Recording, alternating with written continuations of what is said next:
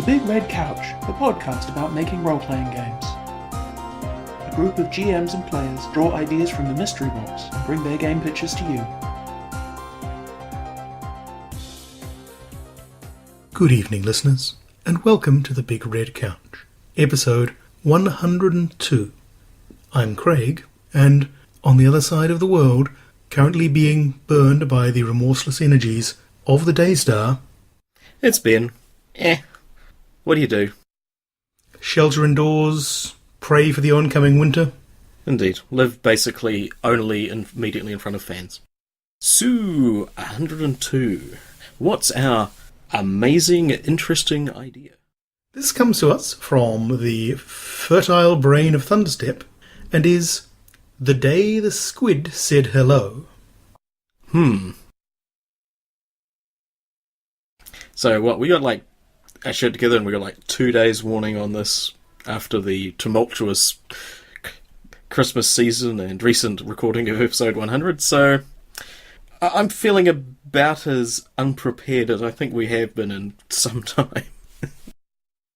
I had some problems with this one, but they were largely self-inflicted.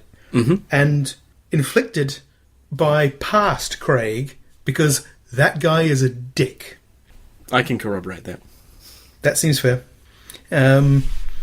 Because a lot of the ideas basically kept coming back to stuff that past Craig had written about, or gaming stuff that past Craig was involved in, and thus it felt a bit like cheating to actually use them.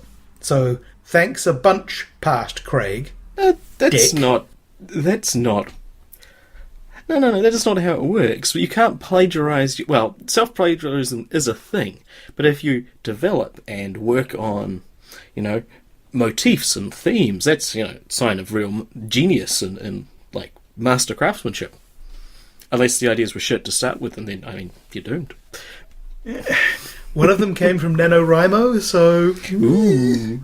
I did recall something that you had come up with in the past, so technically you've been shitting up both of our brains. Well done.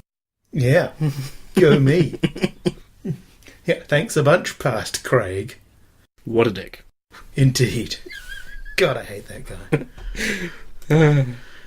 For a start, he didn't invest in Bitcoin. Yeah,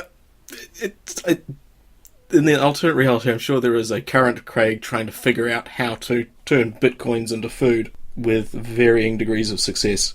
Ah, yes, that whole potato blockchain technology continues to evade us. Indeed. I'm not really sure where I'm going with this, but I am liking the idea of the potato blockchain. Probably slightly more if I really understood how blockchains worked. It's a coming thing. I'm actually certain the technology is, except for the recent and absolutely wrong-headed app that decided to use a blockchain to record consent. Is there any chance that if I ask you to explain that, I'm not going to regret it? Almost, no, absolutely none. Okay. Yeah, it's moving along. Yep, but eventually they'll find it'll become a useful intrinsic technology of lots of things, I'm sure. Economics and sex, I'm feeling, might be something that's a misapplication. So it's a solution in search of a problem. Okay. Yeah. As technology often is. Or a solution in search of people dumb enough to buy it. I did run into a thing at one point where somebody had figured out the scheme for encoding latitude and longitude into IPv6 addresses.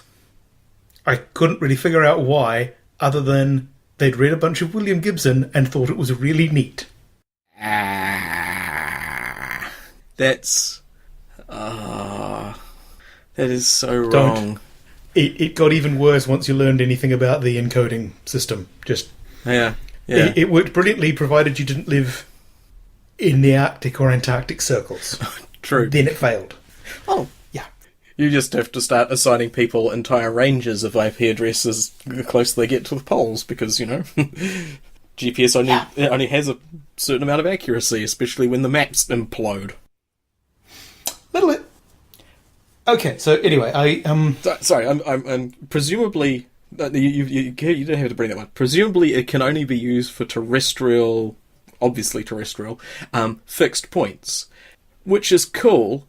But if for any reason if it updates real time, what's the point? Because you won't be able to find the. Oh, yeah, that's a It was that. solution in search of a problem. It was a thing. Anyway, so Yep, cool. Moving on up. Shall I go first? If you got an idea that you think merits going first, he says, baiting the trap with honeyed words and a bit of obviousness. Yeah, fair enough.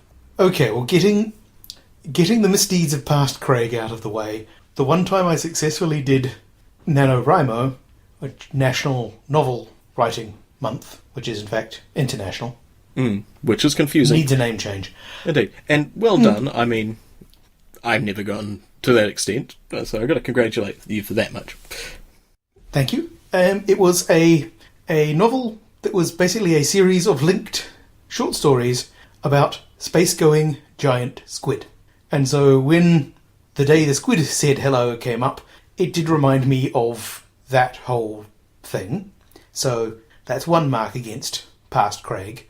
The other mark against past Craig was a daft setting that we used to tell jokes about more than anything else while seated on the actual big red couches concerning the idea of space wolves and space hamsters, and I'd always liked the idea that out sort of cruising around the rings of Saturn were giant space squid.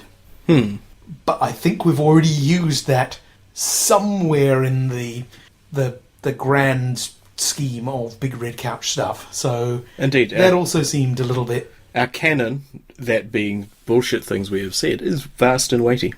Indeed. So I didn't really want to use that one. And so what I instead did was go and hit Wikipedia, remind myself about Squid, and put together something that, well, effectively, The Day the Squid Said Hello sounds to me almost like the start of the name of a really awful movie. I can't tell whether it's more The Day the Earth Stood Still or one of our dinosaurs is missing in terms of genre, but that kind of feel. And, well, basically, I was reminded of the existence of big fin squid, which are creepy, alien-looking things. Look a little bit like the aliens out of the movie Arrival, now that I think of it. Nobody's really gotten a good look at them, but they're as weird as hell, and they have elbows. Right. Like, this is to say that regular squid don't look alien. These are extra unfamiliar-looking squids, and therefore qualify as an extra step. And sorry, this is this little tangent thing. I was making notes about the general topic, and one of the things I was writing down is like, what is squidness? How do one define squidosity? One doesn't use that word for a start, but there you go. But Glad you got to it. Yeah. That's they're obviously mysterious and alien and so forth, but also for some reason on my metric of malevolent critters, squid seem like at least a step higher than octopi. When functionally we're dealing with the same kind of thing. So octopi are smarter than squid, to my understanding. Which is probably really should be a mark against them. Maybe it's the extra arms, even more arms than an octopus. Maybe it's like it's even less, like they don't even have radial symmetry or something in that. Or maybe it's the long. The body gives it like a long head appearance, and therefore more somehow classically evil. A floating brain with tentacles, kind of thing. Yeah. Your big forehead villain. Little bit, yeah. Oh, this one doesn't have the squid as the villains. Well, what kind of struck me was that we use the word squid as singular and plural. So, The Day the Squid Said Hello could be one squid, or it could be a bunch of squid. And it kind of put me in the idea of, a squid saying hello.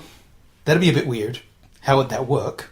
And thinking about it more and thinking about the sort of the different... Because of the enormous pressure gradient across the ocean, I'm assuming that something like a big fin squid that exists in the dark, cold places where there has never been any sunlight presumably couldn't survive on the surface. Not without equipment, per se. No. And since I didn't 100% want to go sort of John Wyndham, the Kraken Wakes on it, I rather like the idea that you've got a... I mean, this would work as well for a movie as for an RPG, but I'm seeing this as probably a shortish, not a one-shot, but a sort of a short-run series of adventures wrapped around some sort of big disaster or event or possibly invasion that needs to be averted. And so what you've got is effectively the squid saying hello, and this could be to the case of, you know, a bunch of tiny little vampire squid, because those things are adorable, turn up and start spelling out messages in recognisable, if possibly poorly spelled English, where people can see them.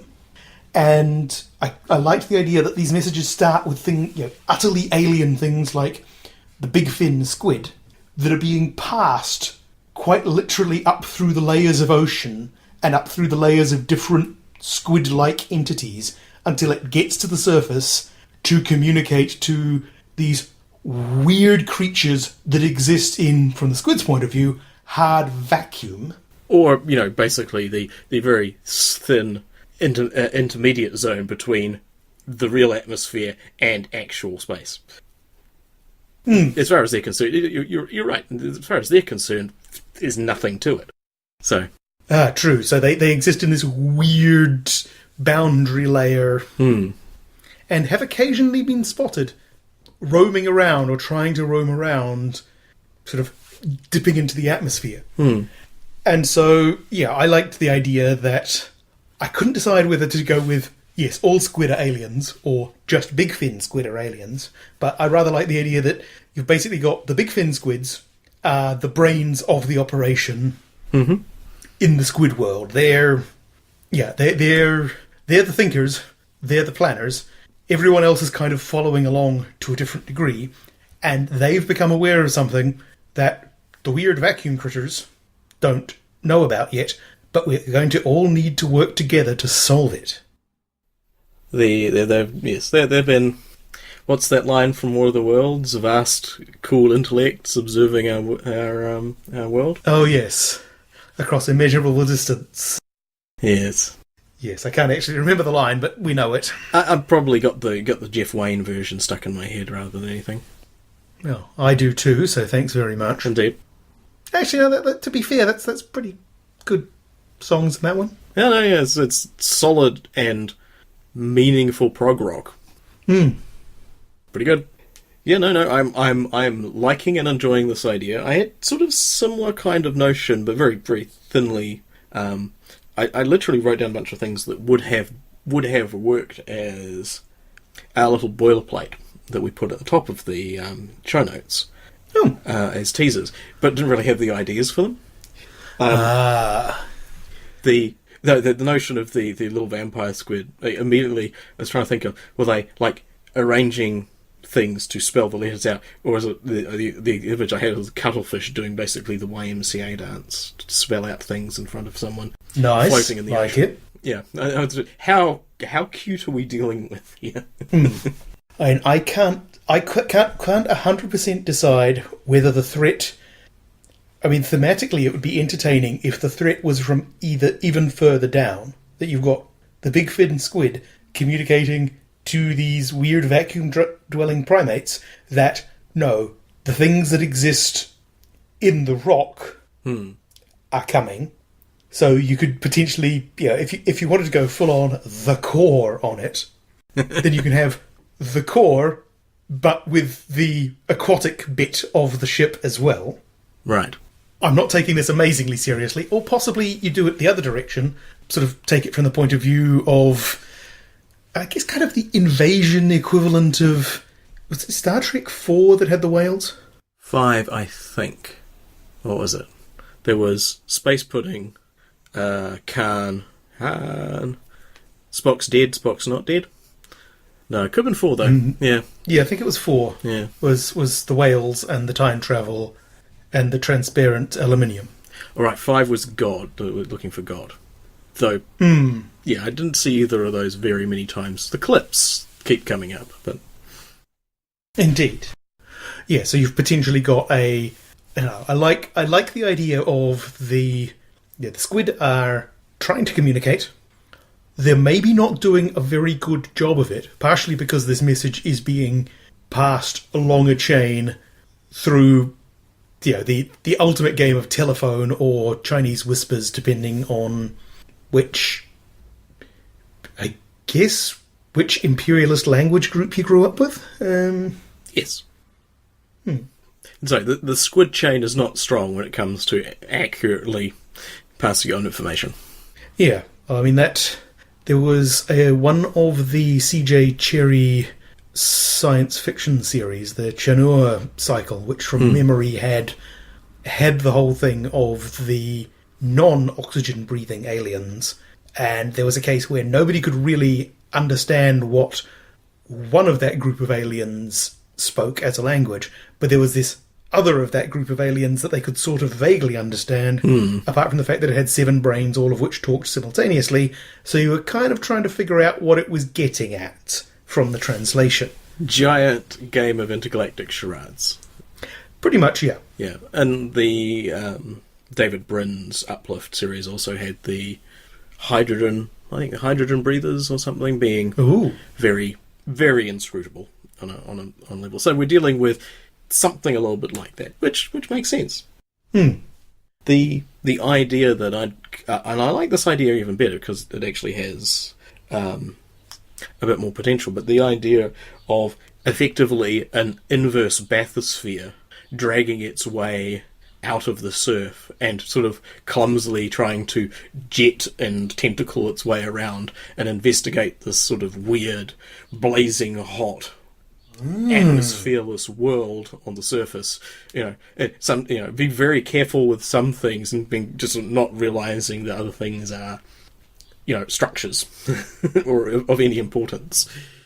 Interesting. So it's basically a bunch of squid explorers from the depths coming up. Would you still go with the "there's a big problem coming" approach?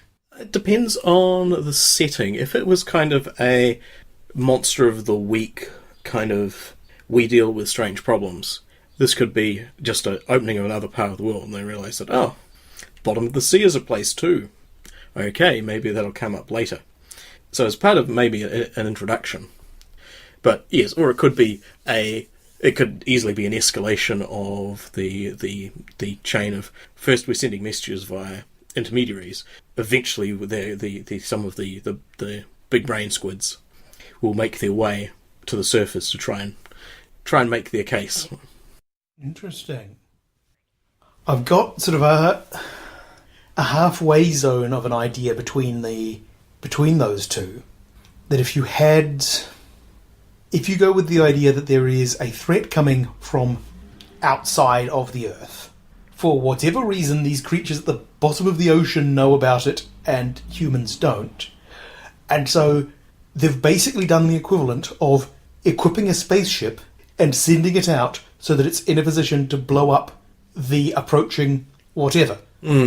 So they climb into their spaceship, which in this case is this pressure vessel from the depths, come up and start assembling this weird machinery in the middle of... I don't know.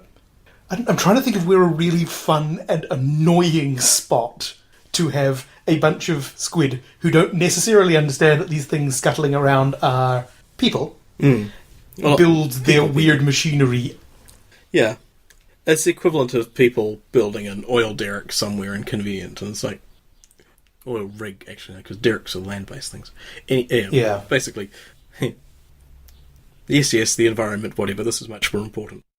I mean, it's shades of the movie Battleship, weirdly enough, with the whole, okay, so we need to build some sort of transmitter, let's co-op that thing.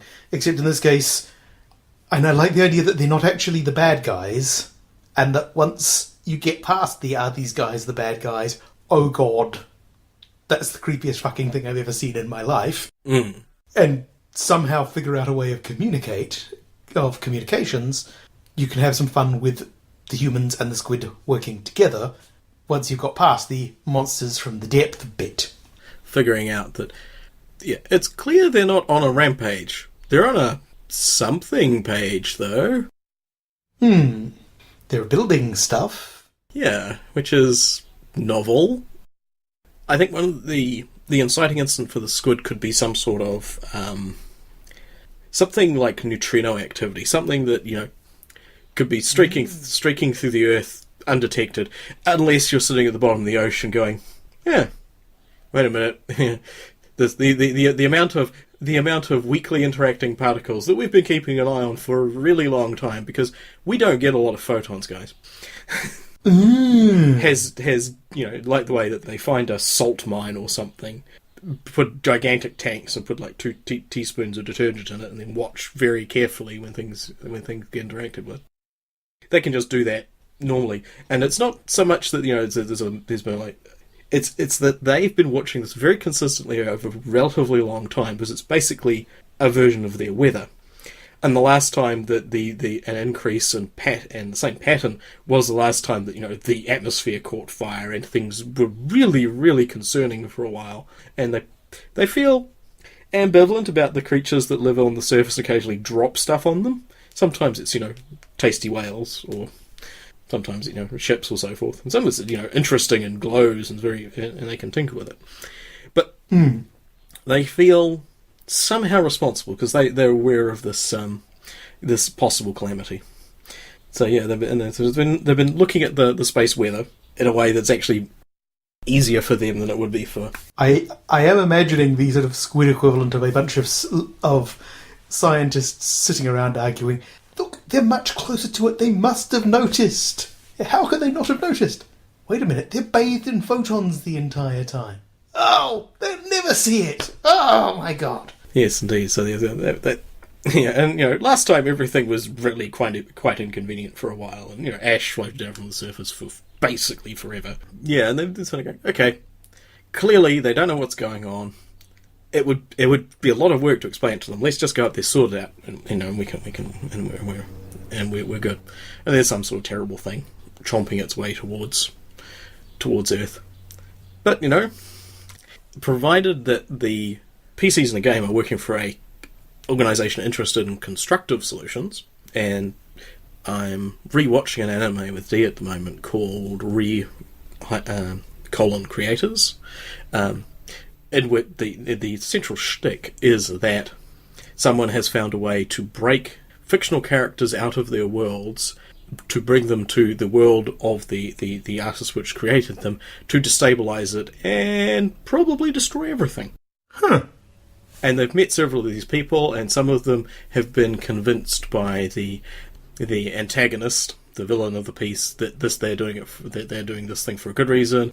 Some of them have decided this is either obviously a put on, or they're too much of a badass or something to be convinced by this sort of talk, or they're a giggling psychopath and just want to see the world burn and just capering around anyway. So the factions have dropped out, but suddenly the government gets involved, and really suddenly it's like they haven't really been involved. I mean, there've been people flying around in the sky, but nothing's come of it. And suddenly they turn up very conclusively, but also with a very we have a stake in this too, along with the rest of our citizens. How do we fix this problem? And it's interestingly constructive, and there's a super bureaucrat leading them and organising everything. But they're really, really focused on, this stuff is not what we normally deal with. Let's deal with the people who seem to have a clue what's going on. So, nice. So if the organisation takes that sort of approach, maybe it is like, okay, rather than going spare and, you know, just bombing the squids, let's see if we can't first contact the point we find out why they are building something which clearly seems to be pointed at space. Because maybe they know something. Yeah, if I was doing this as a kind of science pulpy, science pulp 50s SF kind of thing, and was aiming for a one-shot, or at least a very short game, I'd probably do a group of scientists on a poorly defined scientific expedition are there when the squid come ashore at an island that they'd assumed was uninhabited. Turns out it isn't. Hilarity ensues. Yeah, that could give it a bit more isolation, a bit more, less interference from the authorities kind of feel, which would be good. And I also like the idea that a big fin squid excursion suit is effectively just a 30-foot transparent sphere of water that rolls across the terrain with no obvious sign of motive power. Yes, maybe they're just that good at dealing with water. And it's not just a sphere of water. It's a sphere of many tons of water because it is at their native pressure. Yes, it is a sphere of extraordinarily pressurized water, and that's quite tricky to do. Yes, especially if it seems like just like a bubble. It is invisible. Okay. I mean, it would also be quite fun if, again, if you were going with the short term, the short game in isolated circumstance kind of story, then doing it in a way where the squid think they've got everything under control, they know what they're doing. Oh shit, we need to get at a bunch of stuff that's up that cliff. We can't actually get up there, but those humans who have been shooing away can. Nice. It is kind of an inverted War of the Worlds. It's like collaboration of the worlds, which is nice. A much less punchy title, to be fair. Yeah. Cooperation of the worlds equally should probably be kicked out by the design committee. Indeed. But then again, retooling a bunch of other things like star cooperations, star alliances. Yes, other going through other media franchises and giving them slightly more peaceful sounding names. The Empire comes to an amicable resolution. It doesn't. The Workers' Collective strikes back. It's going a bit more left, but I like it. Yeah, that's spinning it around political ideology, but the idea of making everything sound peaceful and amicable and cooperative would be funny, I think. Aside from that being amusing to some degree, yeah, the idea that the struggle is to work out how to resolve problems between them. And is there a game system that focuses on that? I am wondering whether, in the vast panoply of Apocalypse World hacks, it would surprise me if somebody hadn't done something that focused in even more on the relationship tension chunk or component of Apocalypse World. I'm not sure. It's not impossible, but a lot of the Apocalypse, the ethos is that stuff costs. Things have prices and consequences. Even if you are the ultimate badass, or a Russian flying ace, or a teen superhero or something, there's always this kind of knockback thing. So if you could do that, but it would be kind of like... Yeah, it doesn't quite fit, does it? You need something that's more... If you wanted to succeed at cooperating at horrible costs, it's like, okay, I have learned 7 syllables of the alien language and only had to breathe methane for a couple of hours, kind of thing. From that point of view, have you seen the movie Arrival? No. I will stop there.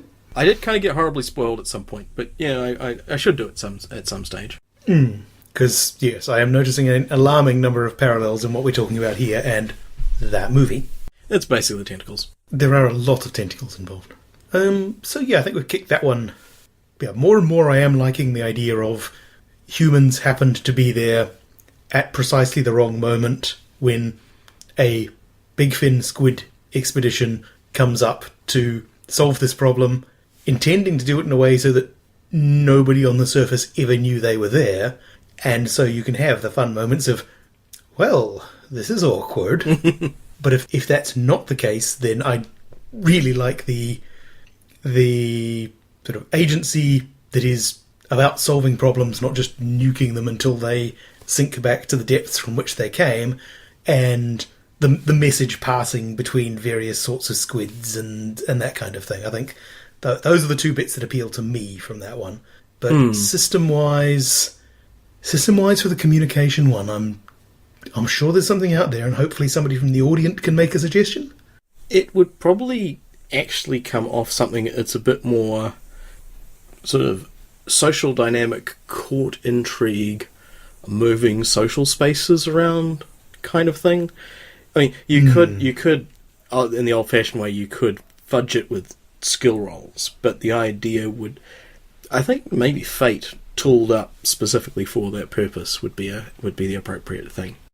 So you have people saying, right, it's like, my character is especially determined to learn and determined to learn this, and I'm good with languages, so this is what we'll do. And it's like, aha! So right, we understand, we have moved the customs forward a bit, but possibly at the consequence of this person being more alien to his colleagues or something like that. So you can add aspects and change things around in that sort of way.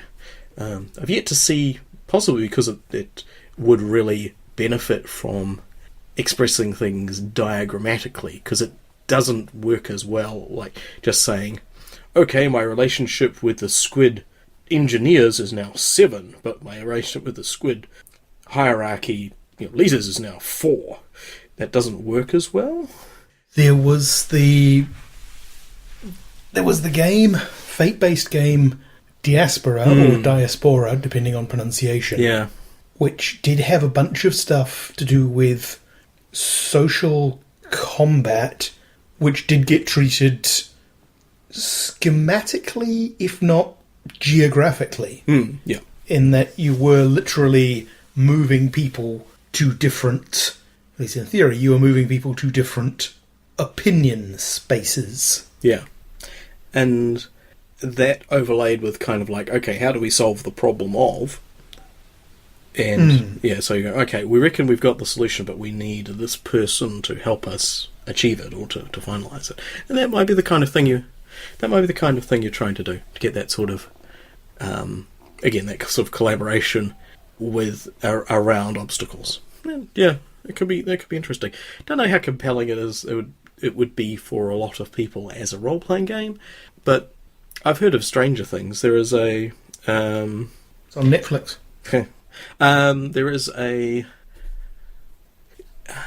LARP / role playing game which I forget the name of, but it is based on a deaf children's orphanage somewhere in South America, where they were basically obliged to invent their own sign language because they were basically being housed and there was no education or involvement with international sign language or anything going on. And the playing the game is literally, you cannot speak, you have to sign everything, and you have to come up with a way to agree what a sign for something is. Yeah, interesting. That is a pretty weird one. That's kind of, it's a little bit out there. It sounds quite beyond immersive almost, but challenging and possibly after a while harrowing. Apparently, it kind of obliges people to come together and cooperate, and if they accomplish it, it probably, I would anticipate, it's a really good feeling of working together and actually being able to communicate. I mean, and it kind of goes through little sequences where you establish how your group does that, and you make your own sign language as in your group. It's pretty much that's a pretty interesting outcome for anything. It would be fun to try. That's too far for what we're dealing with here, but something with that kind of possibly. I did have a thought when you were mentioning the whole, would that be compelling enough? I was reminded of the movie Edge of Tomorrow, where we get to see Tom Cruise die like a lot, enormous number of times. Yep. I'm not saying that's the only reason to watch the film, because it's actually a pretty good film. But if you're not a Tom Cruise fan, but you are looking for an excuse to watch this film, you do get to see him die a lot. And sometimes they are impressively ignominious deaths. Oh yeah, some of them have no dignity to them and quite a bit of humour. It's quite a good film. But in any case, a chunk of the sort of the background of the problem there for the characters in that film is that nobody believes them, and so nobody's going to help them. So it occurred to me that if you've got this whole thing of you are effectively moving people, some of those people have more arms than others, around in a social map, you've also got the circumstance of, well, we really need to get the general in charge of this thing to not be such a colossal douchebag all the time, because we need him to do this thing. And maybe you can do it socially. Or maybe that's a circumstance where you just get together, distract him, and then go into his office and fake the orders. You sort of get it so that it's not solely the social manipulation, language manipulation game, that sometimes it's just the out and out, okay, let's just go in there and nick it game. Yeah, if the system is robust enough to support that, that would make perfect sense. Another plane? Yeah. If you will set yourself up in the middle of an air show, I'm sorry, I've got no sympathy. It does sound like that sometimes. Yeah. I mean, you're right beside the airfield in that steep-walled, wooded valley that you live in. It's hardly steep-walled or wooded, but it's steeper-walled than many airports. Yeah, practically all of them, I would say. All except the exciting ones. Yeah. I just think we're right in the path, and just they zoom over and soak up all of the lovely engine noise. I figure that it depends on the focus. If it was entirely kind of almost like a Regency ballroom kind of moving pieces around a ideological kind of space, but it might feel a little restrictive when you could just say, "Ha! We do the piece of action that would short circuit this." So you're having a bit broader thing, but it's possible that making those outcomes kind of the targets. I'm for some reason thinking of like making it sort of like a flashcard kind of thing, where you have a piece of you've got a goal that you need to get, and you need to fill in effectively the translation on the other side that bridges that challenge, the other component you need. And you could either use your social engineering or your subterfuge or your half-inching of the piece of kit that you need to satisfy that. And you have maybe a range of kind of challenges where you're you're maneuvering pieces into place to do that. Yeah, that needs a whole lot more thinking about. But an interesting idea. I mean, the idea was already kind of bridging the gap between RPG and something else. That just takes it even further. But it's kind of fun. Yeah, like that would probably needs a bunch of consideration. Well, I had an idea that crosses over at several points, but is destined to turn out way less intellectual. Well, I think that's a good thing. I mean, I personally feel that the Big Red Couch has gotten really highbrow recently, and we need to sort of tack back in the other direction. I nearly nailed that, damn it. Actually, just to make sure that you understand the weight of your crimes and how far you've got away from our spiritual roots, the thing that I came up with that from conversations we've had way in the past that's related is none other than Squid Boy and Inky. Oh, Squid Boy and Inky! And correct me as I get this wrong, but as I understand it, they were a superhero duo which comprised of a young boy in a costume with no apparent abilities and a pretty special squid. Yes, it was... I can't remember whether it was come up with for a Kerberos Club game or whether the idea was floating around already and then the Kerberos Club kind of showed itself to be a possible option. It latched onto it. Yeah, I think it's actually older than that. I mean, it's a little bit like the ideas that you come up with looking at superhero games. Like, aha! I have speak to fish, but not breathing underwater. I am talk to lungfish lad. Yes, I am the snorkeler. Darn. Yes, the idea behind Squid Boy and Inky was effectively Tarzan. Yeah. Except, you've got young boy who is sole survivor of a shipwreck somewhere in the... probably in the Pacific, just because it's easier. Survives the shipwreck and is taken in and raised by a group of intelligent, amphibious squid. The amphibious bit is important. Indeed. Years later, he is rescued and taken back to society, so very much Greystoke, discovers that society is actually a bit of a cesspit, and enlists the help of his boyhood chum, Inky, to help him put the city right.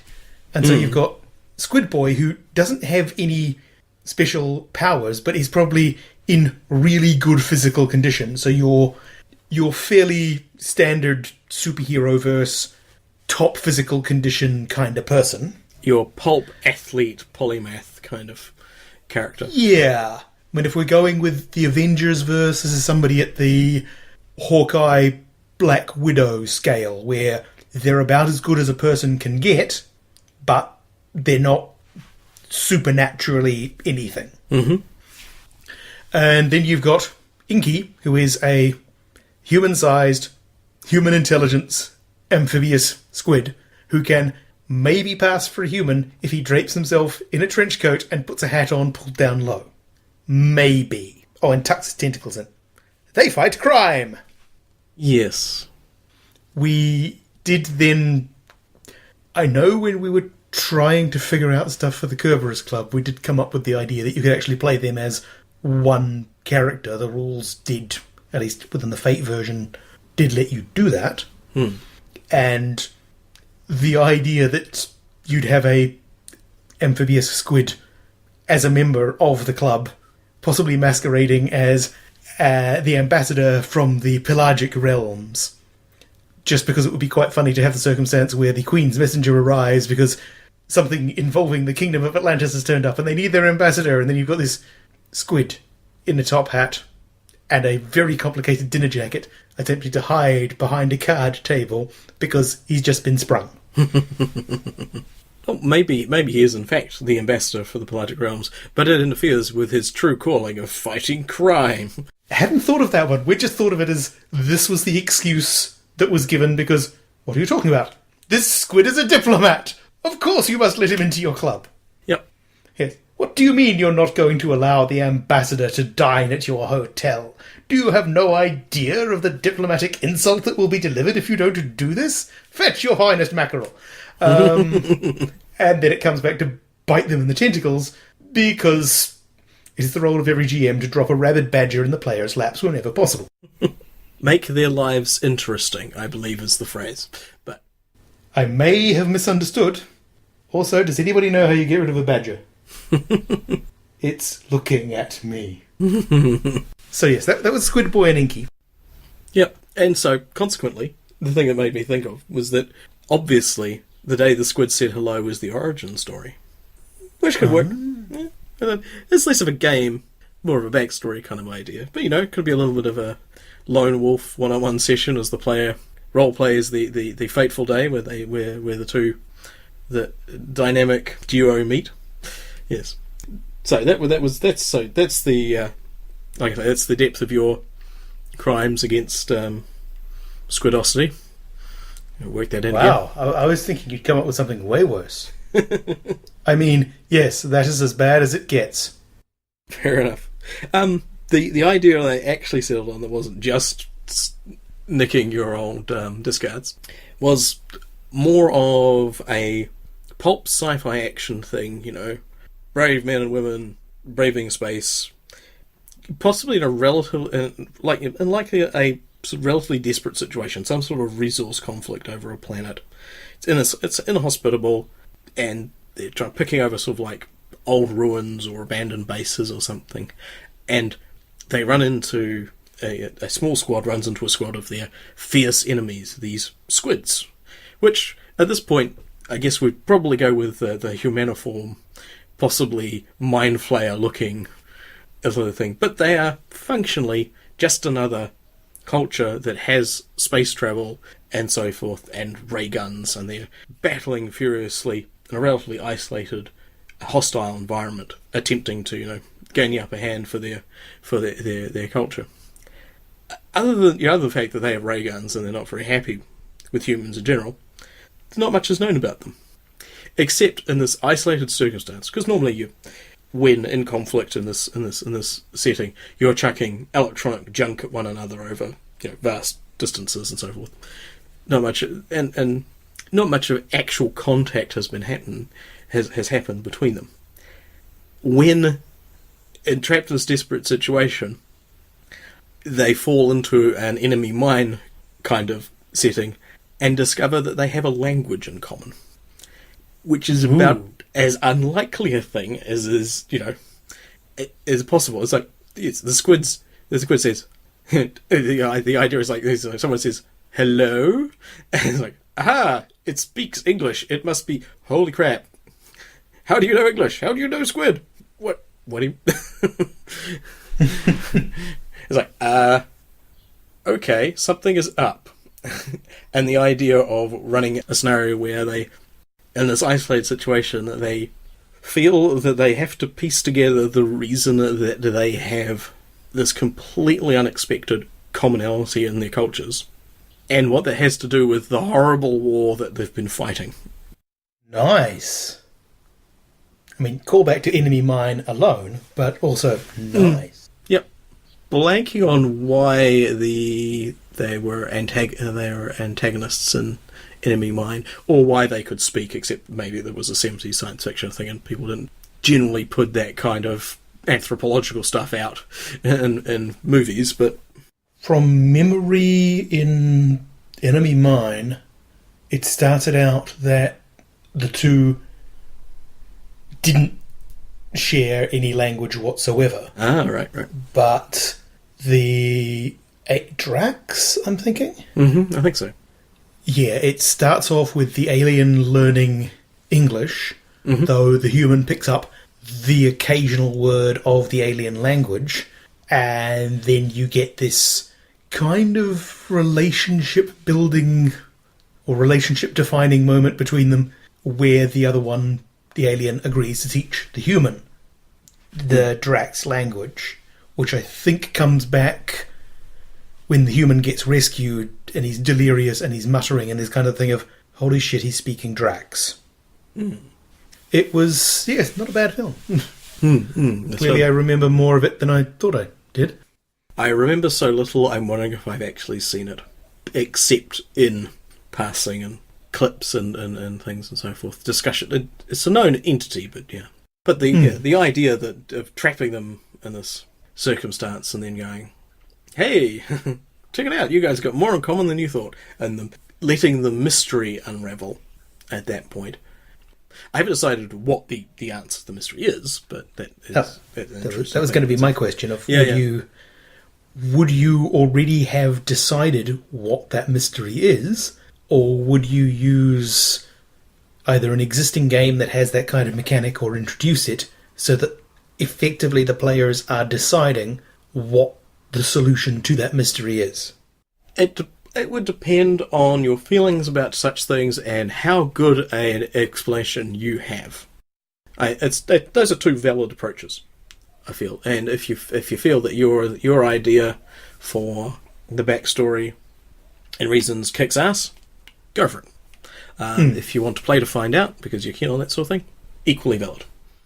Well, I mean, breaking the thing down into the boring and logical thing, if they're speaking modern day English, that means whatever event occurred to share the language happened within about the last 300 years, because further back than that, and it's not, you wouldn't make the mistake of thinking they are speaking the exact same language as me.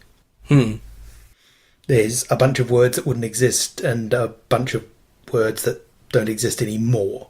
So that already gives you kind of an interesting timeline of something happened in the last couple of 100 years to make this happen.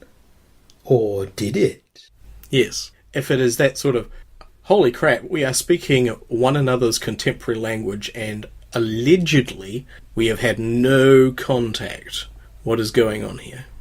It does sound like a very heavy top-down conspiracy to have, well, we kind of need a war. We kind of need to inspire people to go and explore and take resources and have a real motivating factor to fall in line and conform to this desperate circumstance that we're in. And, we don't really care that much about our citizens' well-being, so, hey, have at it.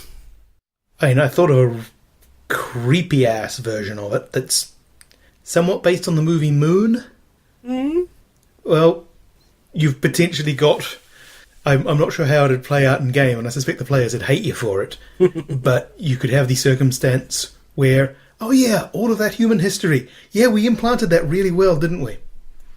That what you've effectively got is two different batches of genetically engineered conqueror races that the same pack of space assholes have sent out in different directions and had absolutely no intention of these two ever looping round and running into each other. Or a vast degree of ambivalence whether they started killing one another at the borders or not, provided that they were at least fanning out generally in a direction.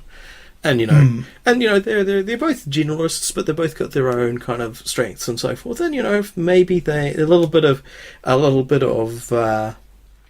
fail forward test cycling happening in the middle.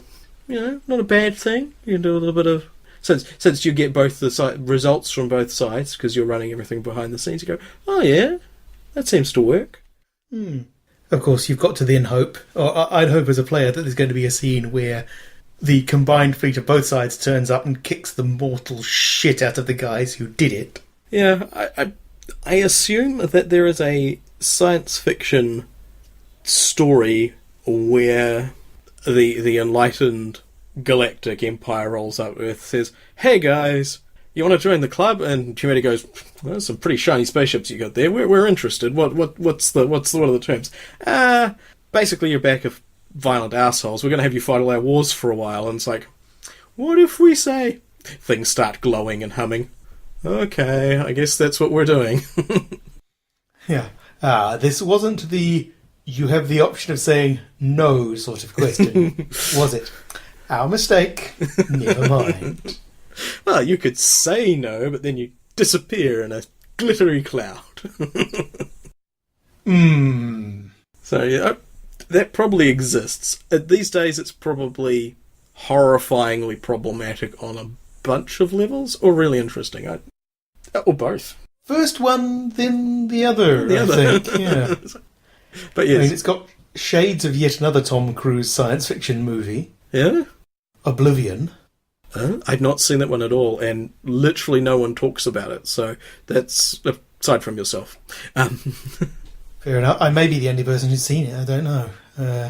I only really heard about it because a composer I like did a chunk of the soundtrack. So. Oh, it definitely existed for a while, and I remember did it? Oh, did it? Okay. Sorry, I'll stop. Yeah. But yeah, it didn't really make much of an impact one way, even as bad. So yeah, that's interesting. So the critics gave it a resounding meh. Was film about this long? Yeah. Look, yeah. Special effects. Aren't they nice? Look, they had they drones and stuff. I think it might have been one of the vaguely remarkable things about it. It's like, ooh. There were some drones. There was an interesting flying vehicle. There was a folding motorbike, which I thought was quite good. Speaking as a current rail commuter, the idea of a folding motorbike has a certain appeal. Mm-hmm. Cool. Yeah. I would be intrigued to see if there was a good humans get drafted as foot soldiers for intergalactic war, punch above their weight, kind of go humanity kind of story. That would be interesting. It's probably been a Doctor Who thing, to be honest. It's kind of Probably. there's been semi-implications that the Great and Glorious Human Empire has been one of the worst things to happen to the local galaxy at various times. Though they've never really been specific about that. Sometimes good, sometimes bad seems to be the vibe. There was the episode from a few seasons back with the humans versus some sort of fish alien in a bitter generations-long battle that both was and wasn't. I don't know that I can say any more because, spoilers. It was a Matt Smith one? David Tennant, I believe. It was David Tennant and Freema Agyeman. Okay. So, season 3 of New Who? New Who. So Yeah. sometime in 2008, to the guess? Yikes. That is going a while back. Okay. Yeah. Right. So, yes, that would be one solution to it, that the both sides are being solidly played, and either it resolves tragically to the benefit of the terrible puppet masters, or everyone arrives to the same conclusion that they need their asses kicked. And both could be interesting stories, if one being a little bit more uplifting than the other. Goes and puts their stomping boots on and gets kicking. I mean, what gets particularly entertaining if you sort of run the theory out far enough, well, entertaining from my very specific point of view, is that if they're definitely speaking recognisable contemporary English, and this is the language that the other guys use, then presumably the English language is the one that's going to be shared amongst everything, which means they implanted all the other ones. Whoever these aliens are, they invented France. We might want to assume that the galactic common is maybe a little less sort of cross-channel animosity based, but yeah. When I said English, I meant yes. You speak this language, I do, and they say no, you don't. You speak the language, I do. But it could, yes. Okay, galactic common does solve that problem, because otherwise it's just okay. So whoever these guys are, they have the ability to generate an entire race, to generate an entire back history, and then to generate a bunch of languages that never get used, just to add verisimilitude. Why would you invent Icelandic? For any reason. I'm not sure that, given that the world has courses in Klingon and Dothraki and things like that, I'm not sure that this is making a case that humans aren't responsible for the dickery. But fair enough. That's fair. Yeah, I've watched a lot of Doctor Who recently. Yep. And even more Eureka.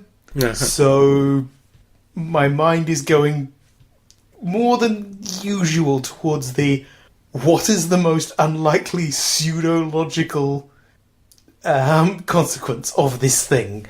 There is no such thing as too needlessly complicated scientific dickery. That's fair. Yep. Cool.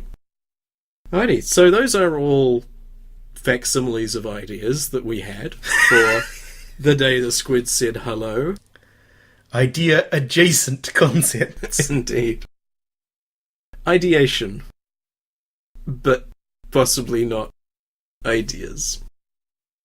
I think those were pretty solid ideas. I mean, I hadn't thought about it that way at the time, but as the kind of science pulp game, my one I would like to play, wouldn't mind running, but would definitely like to play, and as the sort of space action adventure mystery one, I do like the idea of yours, of the two sides meeting on some deserted asteroid and then getting very confused. Suddenly having existential crisis. With lasers. I guess lasers and feelings would probably be a very good system for that one, so... I've never... What is it based on a thing, or is it... It's based on a single page of paper. You can either use roll lasers or feelings, depending on the situation. Ah. It is a very, very concise micro game to play Star Trek style, especially classic Star Trek style things. Duo-stat systems. Yes. Nice. And it would probably work for the circumstance and eliminate the need to get really complicated, shady shit going on about comparing what your squid posse and your human posse can do. So, lasers, feelings, sorted. Yes, I was wondering whether you needed to turn it into something that was a bit more squid-based, but then I got to tentacles and feelings, which sounds like a completely different sort of game that I'm not actually that interested in playing in, running, learning about, or being aware of the existence of. As a wise man once said, I've seen enough hentai to know where this is going. Thank you, Ben. It is entirely possible that I will not be able to not think of that phrase at work at some point, so thank you straight to hell. The wise and not very refined person who said that was apparently used it at work while somebody was trying to untangle cables in a conference room.